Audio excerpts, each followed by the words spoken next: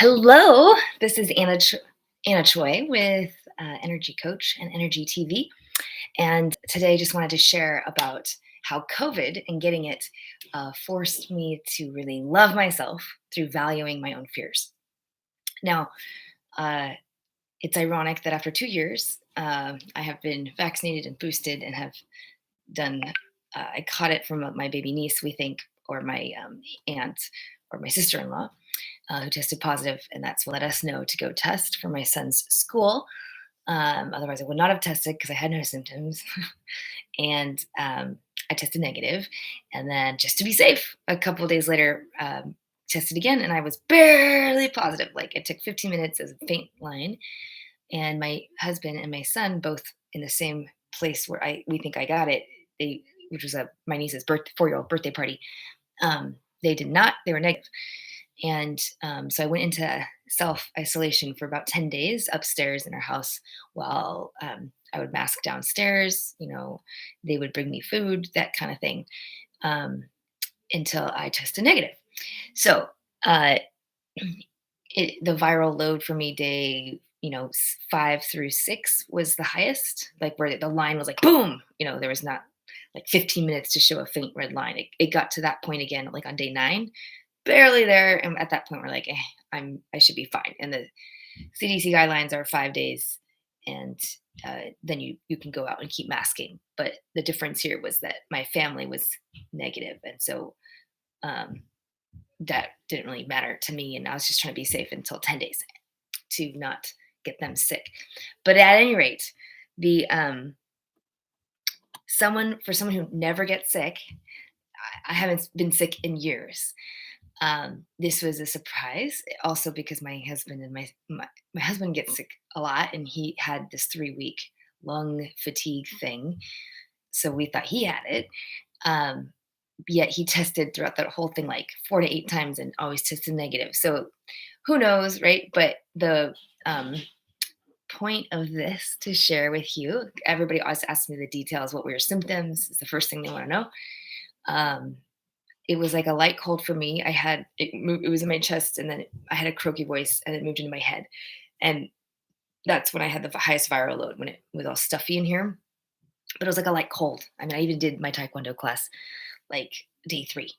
Um, so yeah, there was like a sense of kind of brain fog or not wanting to get up and move. And the next day from doing class, I felt it, so I took it easy for the next few days so I could make sure I healed. Um, but it was super light. So physically, not a problem at all. Like it was, I worked all day and so forth. But the part that I want to share with you is valuing my fears. This was like, careful what you wish for.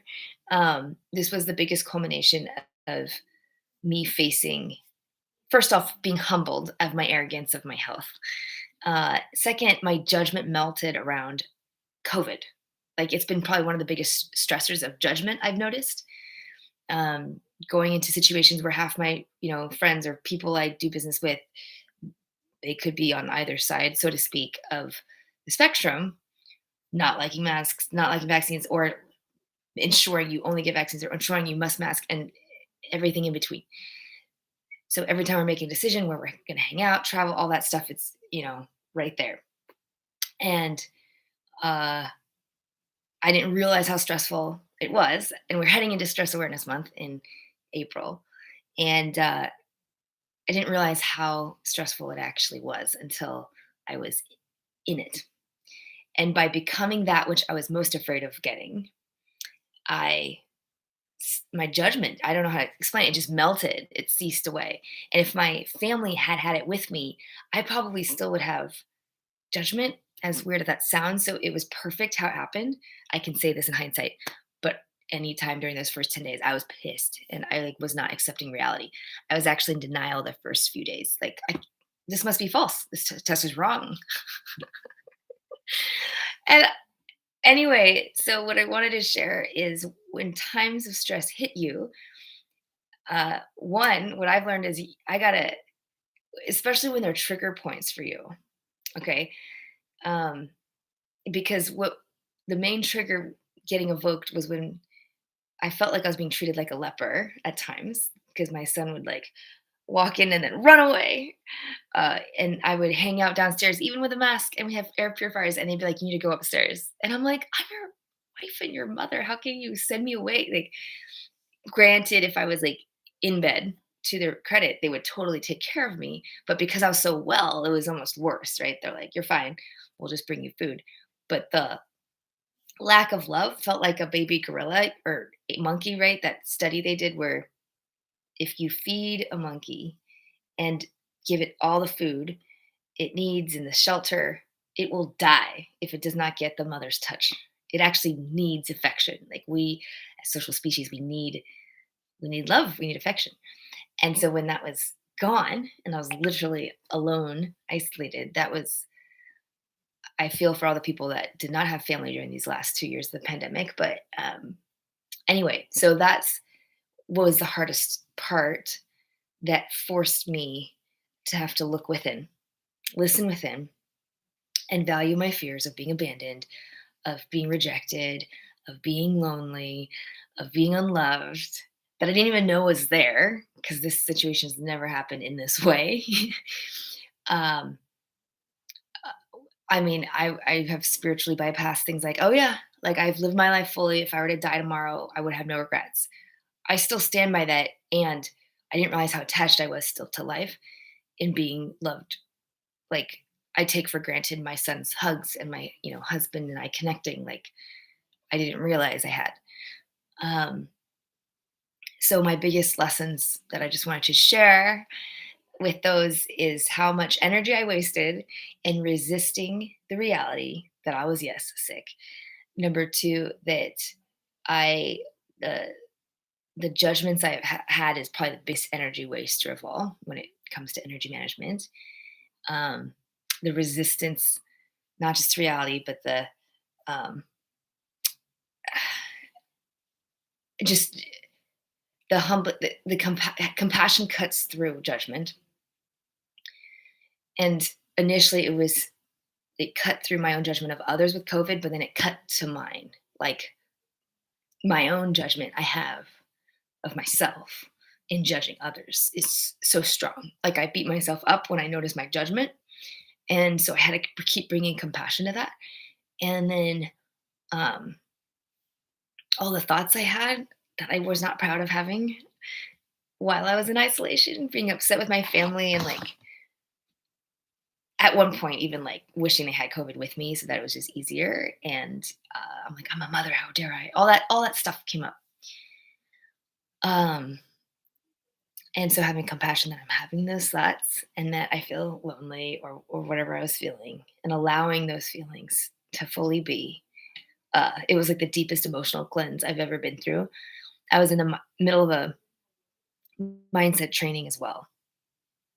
And part of it was asking the question, how is life for me? Every day I asked. I could not come up with the answer right away sometimes. And I would allow myself to feel like crap emotionally. Um, and I would come up with something. And yeah, the expectations of like, I feel great today. I should test negative, and then I get a positive. Like all of the way I was trying, my control totally crumbled. I had to surrender. I had to surrender and not let a little line on a test dictate how I was going to feel for the day or my expectations, how much it kills living life in the present. And it forced me to be here and now, grateful for everything, such that by day 9, when I thought I'd be negative, but I wasn't attached and I tested positive still, although it took a long, long time to get the line, um, I was at peace. So I don't know, don't take life for granted is what I learned. And the Sunday when I got to hug my family for the first time was literally like being born again. Life is so precious. Like being able to share air without my mask in the kitchen and cook was like the biggest privilege. I didn't realize how much I loved cooking, and I was away from my kitchen for a while. And all the things that were chores and things that, filled in my time because I have too much to do became these glorious moments of being alive. And that high and that like really pronounced presence, lasted about a week. And this is now in week 2 or 3. I can't even remember now, probably 3. It's still there. It's just I gotta tune in to it and be present. So that's just what I wanted to share with you. Um, Especially as we go into Stress Awareness Month, and I didn't even know it was Stress Awareness Month. Who knew? But if you're facing any unexpected reality hits that turn your world upside down and force you to look within, what if you could be grateful during the journey and not resist it? What would it look like to discover how life is for you? Life is not happening to you, as my mentor says. What could be possible? What neuronal pathways could you rewire in those periods? That's power. That's the power of being alive. That's presence in action. I love you, and I hope that was of value. Bye bye. Anna Choi. If you like what you see, please subscribe.